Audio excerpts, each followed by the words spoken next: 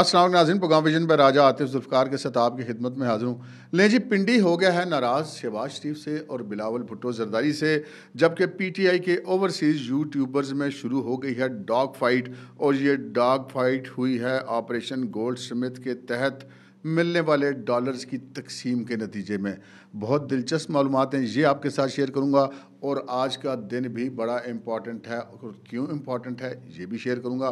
मगर इससे पहले कि अपने प्रोग्राम को आगे बढ़ाऊँ, आपसे गुजारिश है कि अगर अभी तक आपने हमारा चैनल सब्सक्राइब नहीं किया तो प्लीज़ कर लीजिए, साथ ही बेल आइकॉन भी दबा दीजिए, ताकि जो ही हमारा कोई नया प्रोग्राम अपलोड होता है तो उसका नोटिफिकेशन फौरी तौर पर आपको मौसूल हो सके। प्रोग्राम का बाकायदा आगाज़ करते हैं जी। पाकिस्तान तहरीक इंसाफ ने भी अपना जो है वो मंशूर उसका ऐलान कर दिया है, और उसके मंशूर में दो तीन चीज़ें हैं जो बड़ी इंपॉर्टेंट हैं, जिन पर बात करनी बनती है। पाकिस्तान मुस्लिम लीग नून ने इससे 2 रोज़ पहले आज से अपना जो है वो मंशूर का ऐलान किया था, और उसमें जितना भी चीज़ें थी वो ऐसी थी जो ज़मीनी हक़ाइक़ से ज़्यादा दूर नहीं थी, ज़मीनी हक़ाइक़ से मुताबिकत रखती थी। अलबत्ता एक टारगेट उन्होंने उसमें ऐसा रखा है जिसमें उनको वाकई मुश्किल हो सकती है, और वो टारगेट है नैब के ख़ात्मे का, जो कि पाकिस्तान मुस्लिम लीग नून ने अपने मंशूर में कहा। लेकिन जो पाकिस्तान तहरीक इंसाफ है, उसने कुछ 3 एक पॉइंट ऐसे रखे हैं जो कि बड़े अजीबो-गरीब हैं। पहली बात तो ये है कि पाकिस्तान तहरीक इंसाफ ने जो 2018 में अपना मंशूर दिया था कि जी हम 1 करोड़ नौकरियां देंगे, 50 लाख घर बनाएंगे और 1 महीने के अंदर अंदर करप्शन ख़त्म कर देंगे और पता नहीं क्या क्या कुछ कर देंगे। और अफसोस से कहना पड़ता है कि उस मंशूर में से पाकिस्तान तहरीक इंसाफ ने अपना एक भी पॉइंट पूरा नहीं किया।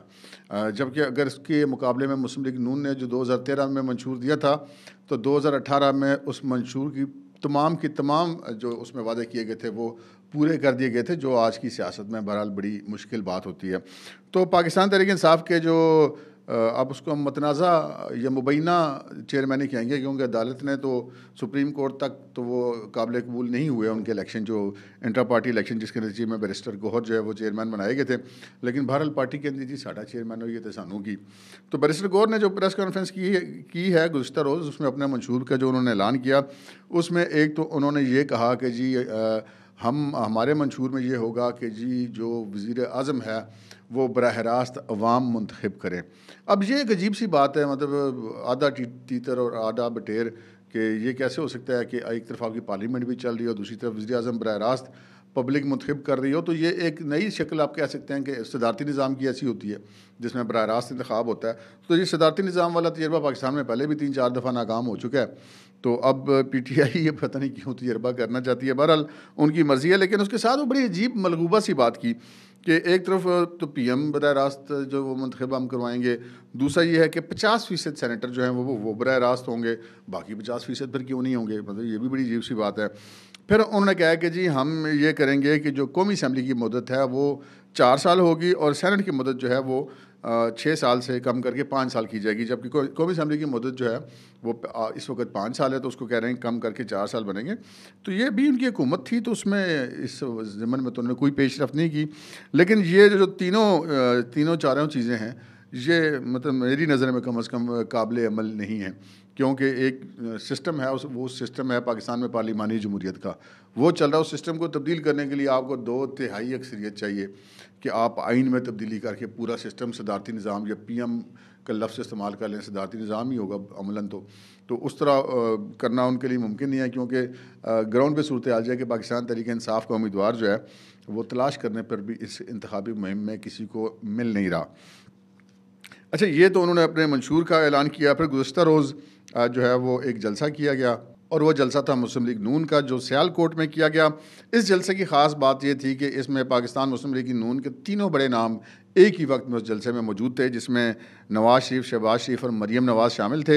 इससे पहले जितने जलसे हुए उसमें शहबाज शरीफ का जलसा अलग होता था, और कभी मरीम किसी भी जलसे में अकेली होती थी, कभी नवाज़ शरीफ भी साथ होते थे।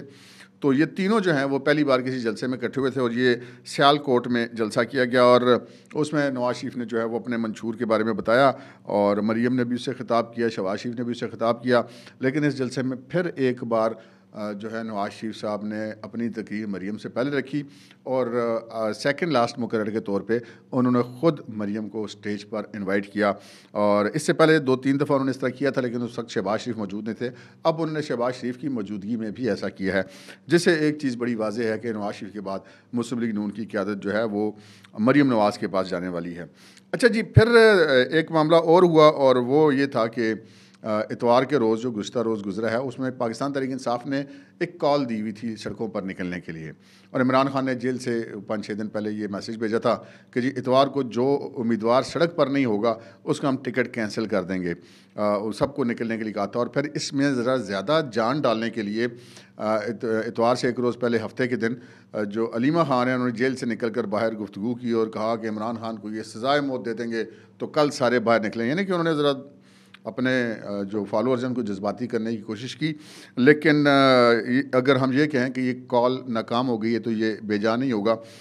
मैं बल्कि हंस रहा था यार, कोई भी दिन ऐसा नहीं गुजरता जिस दिन कोई ना कोई जाली वीडियो जो है पाकिस्तान तहरीक इंसाफ का सोशल मीडिया ना छोड़ता हो मार्केट में। बाद में पता चलता है वो तो जाली थी। एक उन्होंने वीडियो दी, मैंने भी कहा यार मैंने तो देखा है कि पिंडी इस्लामाबाद में तो मुझे कोई रैली शैली उस तरह की कोई नज़र नहीं आई जिसको हम कोई इम्प्रेसिव रैली या नोटेबल इवन रैली हो, वो भी मुझे नज़र नहीं आई। तो यार बड़े बंदे हैं यार, मर्दान में जनाब बड़ी ज़बरदस्त एक रैली निकली है। वो उस रैली को गौर से देखा तो सारों ने गर्मियों के कपड़े पहने हुए थे। तो बंदा कहे यार मतलब ये जनवरी का महीना और गर्मियों के कपड़े, टी शर्टें और कॉटन की शलवारें कमीज़ें पहन के लोग घूम रहे हैं जनाब पीटीआई की रैली में। तो ये मतलब जालसाजी होती है, उसके पाँव तो होते नहीं है, पकड़ी जाती है, तो वो भी पकड़ी गई। लेकिन एक जगह पे हम एक बड़ा अफसोसनाक वाक़या हुआ, और वो वाक़या ऐसा वाक़या है जिसको हम कह सकते हैं कि जो खदशे का इज़हार किया जाता वो खदशा दुरुस्त था। और वो खदशा ये था कि इस इतवार को फिर वो एक और 9 मई करना चाहते थे। भला वो कैसे? वो ऐसे कि कराची में एक जगह पे पीटीआई के कुछ लोग निकले, वहाँ पर उन्होंने उनका पुलिस से आमना सामना हुआ और कराची के थाना बेसन के एसएचओ उनको पाकिस्तान तहरीक इंसाफ के कारकुनों ने पकड़ कर तशद्दुद का निशाना बनाया। वो वीडियोस भी मौजूद हैं सोशल मीडिया के ऊपर, तशद्दुद की वीडियोस भी मौजूद हैं। और बाद में हॉस्पिटल में से उन जो पुलिस अफसर हैं उसकी तस्वीर भी हैं जो बहुत ज़्यादा अफसोसनाक तस्वीरें। वो ऐसी बेचारे के उसके चेहरे के ऊपर खौफनाक किस्म की चोटें और स्वेलिंग उसकी हुई है कि वो आपको यहाँ पर दिखाना भी मुमकिन नहीं है। वो यानी कि इतनी बुरी तरह से उनके ऊपर तशद्दुद किया गया है। तो बहरहाल बाकी मुल्क में तो कोई ऐसा वाक़या नहीं हुआ। जहाँ पर 4 बंदे निकले थे वहाँ पर उन्होंने पुलिस को मारा है। तो इसका मतलब ये है कि जहाँ पर निकलते वहाँ पर फिर ऐसे ही होना था।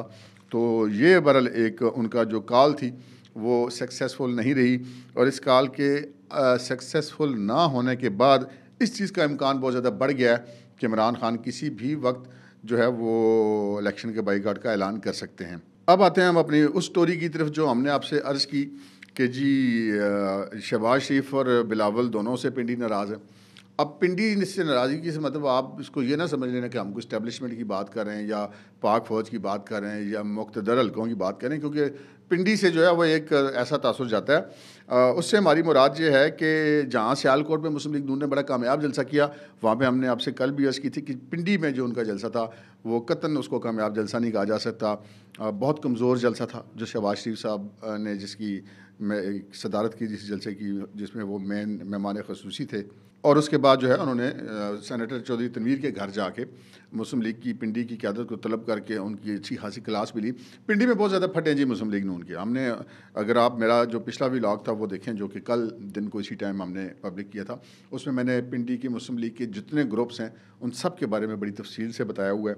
तो वो जलसा क्यों नाकाम हुआ उसकी वजह भी इसमें बताई गई है। अच्छा जी, इसके हम कह सकते हैं कि पिंडी के लोग जो हैं वो शहबाज शरीफ से नाराज़ हैं। नाराज़ इस सेंस में कि वो जलसे में नहीं आए, तो इसका मतलब है कि लोग नाराज़ हैं। तो इसी तरह बिलावल के साथ भी हुआ। गुज़श्ता रोज़ बिलावल का जलसा था, लियाकत बाग में जलसा था। और लियाकत बाग वो जगह है जो मोहतरमा बेनज़ीर भुट्टो जो कि बिलावल की वालदा हैं उनकी जाए शहादत भी है।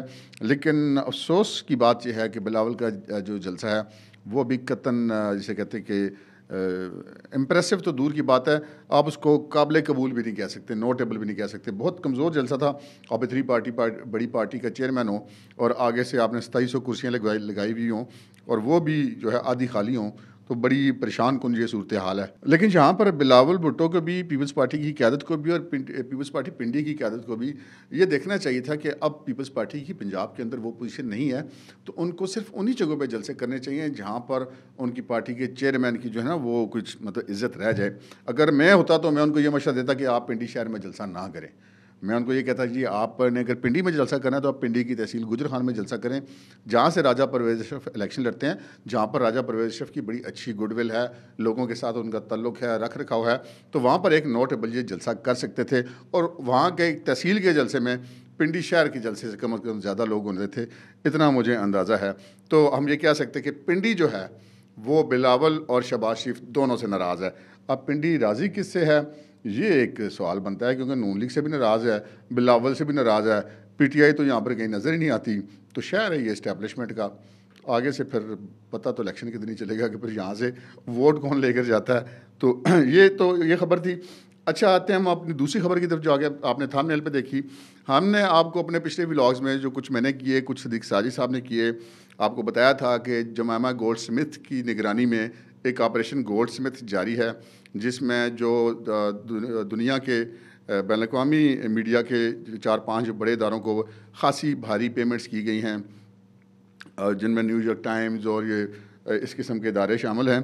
और इसके अलावा ये भी पता चला कि पिंडी पाकिस्तान के जो मीडिया है उसके लिए भी को 50 मिलियन डॉलर जो है वो मुख्तस किए गए हैं। बल्कि मुख्तस क्या किए हैं, ज़राए का तो ये कहना है कि वो तकसीम भी कर दिए गए हैं। लेकिन जनाब अब एक और ख़बर मिली है और वो बड़ी मज़ेदार ख़बर है। मज़ेदार इस सेंस में है कि जी उसमें से ये पता चला कि जी 5 मिलियन डॉलर मुख्तस किए गए थे, किसके लिए, पीटीआई के जो ओवरसीयर यूट्यूबर्स हैं उनके लिए। अब उनको ये पैसे कैसे पहुंचने थे, अब वो चूँकि ऐसे पैसे जो बैंकिंग ट्रांजैक्शन से तो नहीं होते ना, तो ये तो कैशो कैश काम चलता है। कैशो कैश ऐसे मैंने देसी लफ्ज़ कह दिए, तो कैशो कैश काम चलता है जनाब। तो वो फिर ज़राया का ये कहना कि जी वो अंडर टेबल चूँकि सारे मामला थे, तो वो पेमेंट की गई आदिल राजा साहब को। आदिल राजा जो आपको पता है इधर पाक फ़ौज से भगोड़े हो गए, बरतानिया में बैठ के पाक फ़ौज के ख़िलाफ़ जो है वो हमले शमले मतलब करते रहते हैं अपने ट्विटर के ज़रिए, अपने यूट्यूब चैनल्स के ज़रिए। तो ये पता चला कि जी उनको ज़िम्मा लगाया गया था कि बाकियों पे भी वो ये पैसे तकसीम कर दें। अब आगे से आदिल राजा साहब तो मतलब बाकियों में पैसे तकसीम करने के मामले में थोड़ा सा उनका हाथ तंग वाक़या हुआ है, क्योंकि पाकिस्तान में भी आपको पता है कब्ज़ा माफिया शाफिया ज़मीनों पे कब्ज़े शब्ज़े, और डॉलर तो वैसे ही उनकी कमज़ोरी हैं। तो वो जनाब ये पता चला कि जी ये फिर उन्होंने जमामा गोल्ड स्मिथ से पैसे वसूल किए, और ये कहा गया था कि जी ये कुल 11 यूट्यूबर्स थे, जिनमें हैदर मेहदी, शाहीन सबाई और नज़र मोहम्मद चौहान समेत कुछ 11 यूट्यूबर्स थे जिनको ये पैसे दिए जाने थे। अब ज़रा कि ये कहना है कि जी आदिल राजा ने जो लाइन्स शेयर है, यानी कि जो होता है ना कोई भी तकसीम होती है शिकार की, उसमें जो सबसे बड़ा हिस्सा होता है वो शेयर का होता है। तो आदिल राजा साहब ने अपने आप को खुद ही शेयर समझते हुए उसका एक बड़ा हिस्सा मुबैना तौर पे अपने पास रख लिया, और उसको तकसीम को में ज़रा डंडी मारने के लिए उन्होंने 3-4 कैटेगरीज बनाई। और इसमें यह पता चला कि जी शाहीन से भाई और नज़र मोहम्मद चौहान समेत 5 यूट्यूबर्स जो हैं वो खासे घाटे में रहे हैं। अब शाहीन से भाई ने जो है वो पता चला कि जी चुपके चुपके अपना एहतजाज जारी रखा, और हैदर मेहदी के ज़रिए भी दबाव डालते रहे, और दीगर ज़रियों से पाकिस्तान तहरीक इंसाफ की क़यादत के ज़रिए भी दबाव डालते रहे कि जनाब मैं इधर से मैंने तूफ़ान उठाया हुआ और उधर मुझे कुछ मिल नहीं रहा। तो वो पता चला कि जी उनको फिर एक और किस्त देकर उन्हीं पैसों में से वो फिर को राज़ी रूज़ी कर दिया गया। लेकिन ये नज़र मोहम्मद चौहान समेत जो दीगर जो लोग हैं जिनके तल्लुकात पीटीआई में इतने ऊपर के लेवल पर नहीं थे, वो जो है वो ख़ासे इसमें मायूस हुए। एक डॉग फाइट इन सब के बीच में चलती रही, और ये नज़र मोहम्मद चौहान की मुबैना तौर पे बड़ी इनके हिस्से की जो बड़ी रकम है वो आदिल राजा साहब ही अज़म कर गए। और फिर ये पता चला जी बार बार जब उन्होंने तवज्जो दिलाई लेकिन उनकी बात नहीं सुनी गई, तो फिर नज़र चौहान ने जो नहीं है वो फट पड़े, और आदिल राजा के साथ उनकी मुबैना तौर पे तू मैं भी हुई, और नतीजे के तौर पे उन्होंने आदिल राजा के प्रोग्राम में शरीक होना बंद कर दिया, और फिर अपना एक यूट्यूब चैनल बना लिया, और उसमें अब वो दबे लफ्ज़ों में ज़िक्र करते हैं। अब मसला ये ना कि ये माल ऐसा है कि जिसके बारे में ये ओपनली खुल खुला के एहतजाज भी नहीं कर सकते, क्योंकि वो कहते हैं ना चोरी दा माल दे डांगा दे गज़। तो ये हराम का पैसा है, आपको अपने मुल्क के ख़िलाफ़ मुहिम चलाने के लिए दिया गया है, तो फिर उसमें बरकत कैसे हो सकती है? तो बरकत नहीं हुई। तो ये जनाब इनके अंदर मामला चल रहे हैं कि ये अब डॉलर्स की तकसीम पर झगड़े हो गए हैं, और आज का दिन इम्पॉर्टेंट इसलिए है कि जी आज साइफ़र केस की फिर समाअत होगी अडयाला जेल में। जिस वक्त आप ये व्लॉग सुन रहे होंगे तो उस वक्त तो समाअत जारी होगी।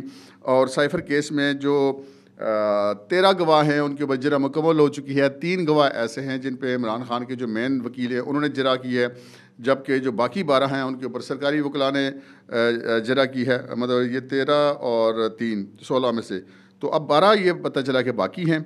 उन बाकी पर में से आज पर कितने होती नहीं होती, ये कोशिश पूरी होगी कि एक बार फिर इमरान खान और शाह महमूद कुरैशी जो है वो जारहाना रवैया अख्तियार करें, जज पे हमले करें, प्रोसिक्यूशन पर हमले करें, अदालत का सिस्टम ना चलने दे। जितना उनकी हिम्मत है वो ज़रूर करेंगे जी, आप नोट करके रख लें। और फिर जो है दूसरा केस भी चलेगा। साइफ़र केस की जो समाअत है वो जज अबुल हसनात जुल्करनैन करेंगे। और दूसरा जो केस है आज तोशा खाना वाला, उसमें जो है वो पता चला कि जी 20 गवाह उनके बयानात कलमबंद हो चुके हैं और 4 गवाह बाकी हैं। उनमें से वो चारों के चारों आज हो जाते हैं या आज नहीं होते, ये इम्पॉर्टेंट होगा। और फिर जो FIA ने जिन सोशल मीडिया के लोगों को नोटिस जारी किए थे 46 से 39 के करीब, उनका नोटिस लिया था जस्टिस काजी फाइसा ने। कल प्रेस एसोसिएशन जो सुप्रीम कोर्ट की है उसने और high court Islamabad high court reporter association के अहदेदारों ने मुलाकात की थी 3 लोगों ने चीफ जस्टिस से, और उन्होंने कहा था कि जी इसको हम पीर के दिन सुनेंगे। और अब जो है वो पीर जो है वो अब आज आ गया है, तो आज इसका भी फैसला होगा कि जी काजी फाइसा इस हवाले से क्या करते हैं। FIA को वो रोक देते हैं इनके खिलाफ कार्रवाई करने से, या इसकी मज़ीद कोई जो लिस्ट बनाई गई है इसके बीच में कोई तरमीम होती है या क्या होता है, नए सिरे से इंक्वायरी होती है, कुछ ना कुछ तो होगा। अब आज का दिन इस हवाले से बड़ा इंपॉर्टेंट है। एक तो जेल के केसेस जो हैं वो लाइम लाइट में रहेंगे, और दूसरा काजी फाइसा FIA के हवाले से, सोशल मीडिया के लोगों के हवाले से लाइम लाइट में रहेंगे।